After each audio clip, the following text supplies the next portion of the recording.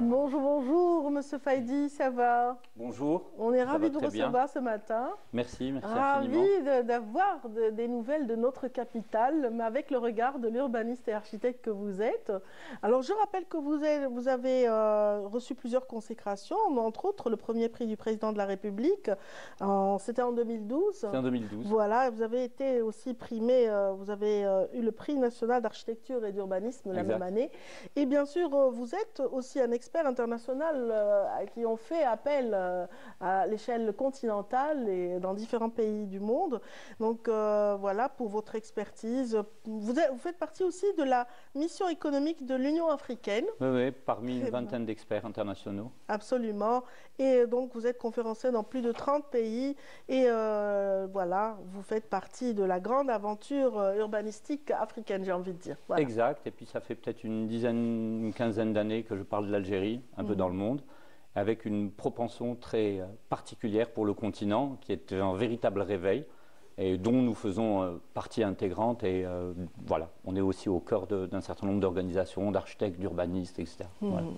Vous avez donc aussi participé à la création d'ouvrages de grande envergure dans cette capitale, Alger, que vous aimez beaucoup.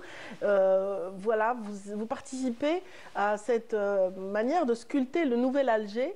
Et on vous doit d'ailleurs, entre autres, la création du MAMA, le musée d'art moderne. C'était aux Galeries, et je m'en souviens parce que j'y étais au lancement de ce projet. Mais aujourd'hui, vous vous intéressez de plus près à la façade d'Alger, cette ville qui est face à la mer Méditerranée. Absolument. Cette ville qui a 2900 ans de profondeur historique et culturelle, et puis qui est une espèce d'amoncellement de couches patrimoniales. Et puis je suis venu vraiment aujourd'hui parler d'une aventure un peu particulière, qui est un projet très très important pour Alger, que nous avons engagé il y a un peu moins de 3 ans, avec la CETIRAI, qui est le bureau d'études ferroviaires de la Société nationale des transports ferroviaires, la SNTF. Et puis c'est une aventure, la gare de Laga pose des problèmes depuis une quinzaine d'années, parce qu'elle arrive en centre-ville, et elle occupe un territoire énorme, elle occupe 6 hectares d'empreintes ferroviaires. Et puis, le secteur avait fait appel pendant une dizaine d'années à rechercher un projet cohérent et à rechercher beaucoup de formules, dont des bureaux étrangers, des experts privés, etc. Et puis, il y a 3 ans, nous avons conventionné avec la CETIRAI pour réfléchir à un grand projet urbain dans la ville. Et nous avons compris très vite pourquoi, en 10-15 ans, ils n'avaient pas réussi à trouver la solution, peut-être parce que la question avait été mal posée. La question a été posée comme étant une gare, alors que c'est beaucoup plus qu'une gare, puisque ce site de la gare de Laga, c'est une espèce d'échantillon de la baie d'Alger. Alger est une ville qui est coupée de la mer par le rail et la route. Historiquement, c'est la même chose à Barcelone, c'est la même chose à Rome, c'est l'histoire de la révolution industrielle qui a voulu ça et du développement. Et puis très vite, nous avons compris que le sujet était complexe, que d'abord il fallait être un local, il fallait être algérien, comprendre la société, comprendre que même si la ville est coupée de la mer, dans l'ADN ou dans l'épigénétique de l'Algérois, eh bien il a une relation à la mer qui est très particulière, et donc il fallait renouer avec la mer. Et donc on s'est dit, dans ce petit échantillon de la baie d'Alger, tous les problèmes de la baie vont se poser dans cet échantillon. Et c'est peut-être là où nous allions trouver la majorité des réponses que nous allons apporter à plus grande échelle. Et donc on a foncé dedans. Et très franchement, au début, quand on m'a dit « Faidi, vous avez l'étoffe pour tenir un projet comme celui-là », j'ai dit « c'est un projet qui est extrêmement complexe et qu'il fallait monter une équipe qui soit presque une équipe à l'image de ce que réclame aujourd'hui l'État, c'est-à-dire faire appel à l'intelligence et impliquer les gens qui sont dans la réussite. Excellent. Et voilà. Voilà, si vous voulez, je peux continuer. Non, c'est bien, c'est bien. On parlait tout à l'heure, vous avez dit que le commencement avait été fait avec des experts étrangers. Absolument. Alors que l'intelligence algérienne était là. Et vous faites partie justement de cette jeune génération d'architectes urbanistes. Et ils sont nombreux en fait. Et vous avez fait appel à tous ces talents. Vous avez constitué une Absolument. équipe, En fait, on a vraiment fabriqué une équipe d'Algériens, peu importe où ils sont installés. Nous sommes 2 personnes qui sommes à Alger, mais qui eux-mêmes sont rentrés il y a 20 ans de l'étranger, et on a été faire appel à des Algériens qui ont eu véritablement leur réussite à l'international. Donc je vais citer, il nous fallait un architecte paysagiste. Et puis un des meilleurs du monde aujourd'hui, il est algérien. Kamel Ouafi. Il s'appelle Kamel Ouafi, que vous avez reçu dans cette émission, et donc qui est véritablement consacré avec voilà, des prix à Hanovre, à Berlin, à l'international. Il a des expositions qui font le tour du monde. Il s'expose aujourd'hui. Donc Kamel Ouafi avec une véritable connaissance sur Alger, puisque ça fait des années qu'on l'associe à nos réflexions sur Alger. La deuxième personne, c'est Akli Amrouche, que vous avez dû recevoir aussi. Vous voyez que vous avez reçu presque tout le monde dans cette équipe. Qui s'intéresse de très près à l'urbanisme. Absolument, qui lui est formé en Belgique à Louvain, et puis qui est rentré il y a une quinzaine d'années, qui a créé sa société d'édition, son bureau d'urbanisme. On lui donne une belle revue sur le... On a quelqu'un de très important aussi, qui est Jamel Klouch, qui est architecte urbaniste, qui est un des bureaux d'urbanisme les plus importants aujourd'hui en Europe, qui est le spécialiste mondial des gares et de la mobilité. Comme par hasard. Comme par hasard, il tombe là-dedans. Et moi-même, qui ai fait le début de ma carrière en Europe, et qui suis rentré il y a un peu plus longtemps que tout le monde, et qui suis un petit peu l'aimant qui est en train de lancer cet appel aussi, à travers des projets, à des confrères et à des experts algériens installés à l'étranger, pour dire il y a véritablement non seulement de la place, mais il y a du travail, et le pays a véritablement besoin. Donc on est tout à fait dans la logique de l'époque. D'abord, on est très content que ce projet il ait été présenté comme aussi un échantillon faisant partie du grand projet de la baie d'Alger, qu'il ait été présenté au président de la République et qu'il ait été surtout soumis à sa critique. Parce que c'est un homme qui vient du secteur, il a été notre ministre de la Ville, de l'Environnement et de l'Habitat, et donc il sait, on va dire un peu plus que tout le monde, quelle est l'importance de la ville dans le développement d'une civilisation, dans le développement d'une nation, d'un pays, d'un peuple, etc. Et donc ce que nous avons emmené, c'est plus qu'une simple maquette. On va voir justement en image ce grand projet qui concerne justement cette parcelle, on dira, de cette grande baie, magnifique baie qui s'étend de Ain Béniane jusqu'à Taman Foust, qui est l'une des plus belles baies du monde. La baie d'Alger a été classée deuxième plus belle baie du monde en 1956 par l'Union internationale des architectes, après la baie de Rio. Et comme je suis un patriote, je pense que la baie d'Alger est plus belle. Merci de le dire. Vous m'excusez. En tout cas, vous allez commenter les images qu'on va suivre ensemble. Halim Faidi, on y revient.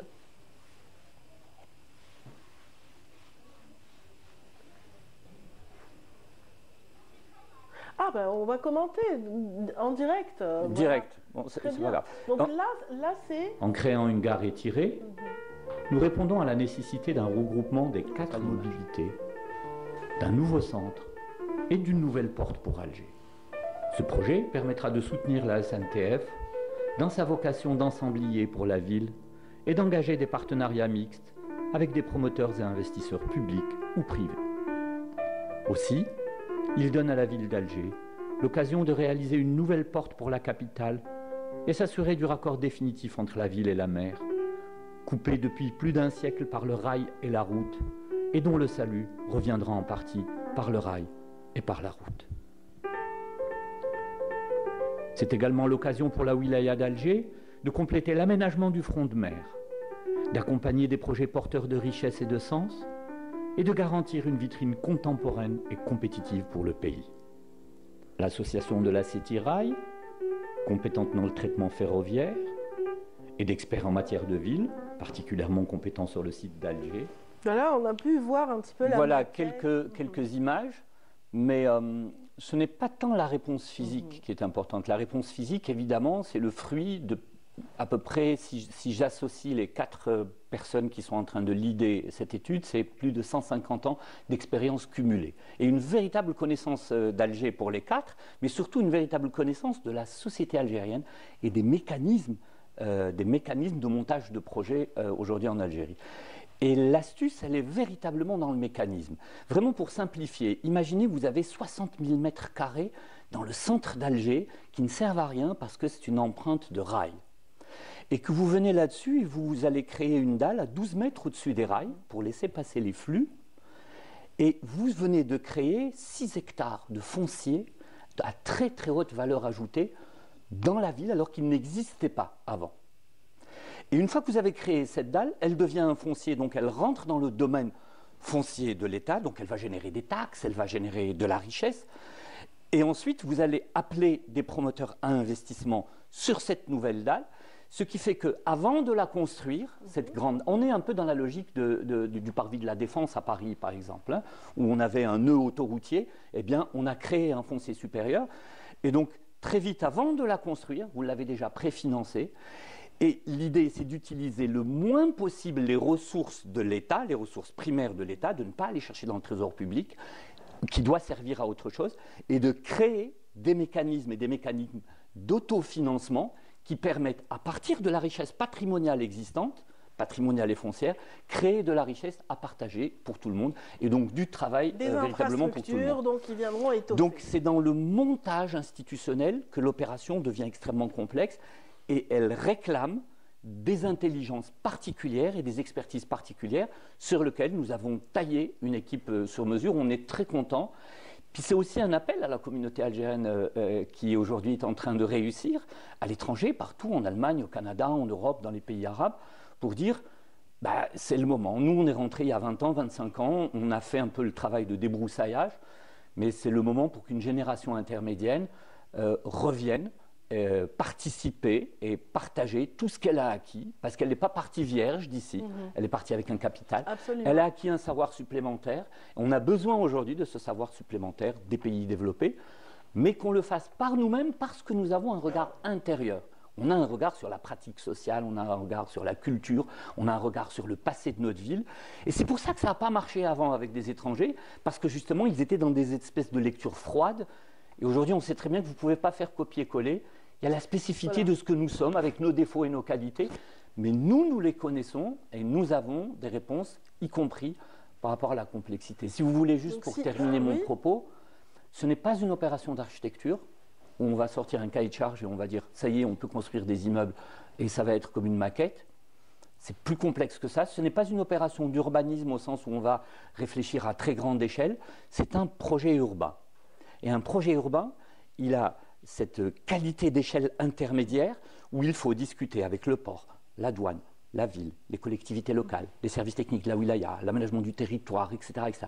Donc c'est une opération complexe qui nécessite de mettre en place une équipe particulière et l'équipe est prête donc aujourd'hui à discuter avec toutes les autorités pour voir quelle est la suite la plus favorable et la plus rapide de ce projet qui peut devenir une très grande réussite pour la ville d'Alger. On finira par avoir un véritable cœur dans cette zone d'Ara, donc un centre urbain très très important et un axe vraiment incontournable. Si vous voulez, les gares ont évolué en 3 siècles. Au 19e siècle, on les représentait comme des cathédrales de la révolution industrielle. Au XXe siècle, on les a représentés un peu comme des terminaux d'aéroport, très aseptisés, etc. Mais aujourd'hui, les gares arrivent dans les centres et elles deviennent des moteurs de développement urbain. C'est ce qu'on appelle des projets structurants, projets urbains.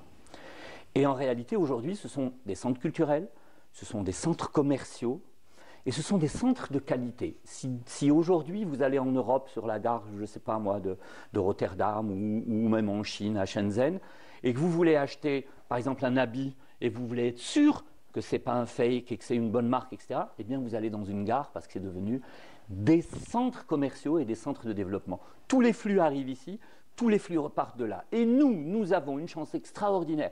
C'est que non seulement elle arrive dans un centre-ville, mais notre centre-ville est sur un front de mer. Donc on a cette complexité que nous, architectes, urbanistes, techniciens, et ben voilà, ça nous fait plaisir à aller résoudre cette chose-là. Et puis, c'est très bien que ce soit arrivé au niveau du président de la République, parce que c'est à ce niveau que doit se traiter la capitale, et qu'il ait émis une critique. Franchement, très franchement, aujourd'hui, on est vraiment fiers d'avoir, en tout cas, commencé à résoudre cette équation sur Alger et participer à notre échelle. En tout cas, vous nous avez fait rêver, Halim Faidi. On attend avec impatience cette passerelle, on dira, entre la mer Méditerranée et cet Alger qui vraiment était impatient de retrouver sa façade maritime de cette façon. En tout cas, une gare d'Ara qui ne ressemblera plus à son passé et qui s'inscrit dans le futur. C'est ce qu'on verra très prochainement, Inch'Allah, dans quelques années. Merci pour cette participation, Halim Faidi. Je rappelle que vous êtes urbaniste et architecte, que vous avez avez à votre actif voilà, plusieurs consécrations, dont on citera le premier prix du président de la République. Voilà, et vous êtes bien sûr expert international pour la mission économique de l'Union africaine et conférencier dans plus de 30 pays. Merci, chapeau bas pour ce que vous faites pour l'Algérie, en tout cas, ainsi que toute l'équipe qui vous accompagne.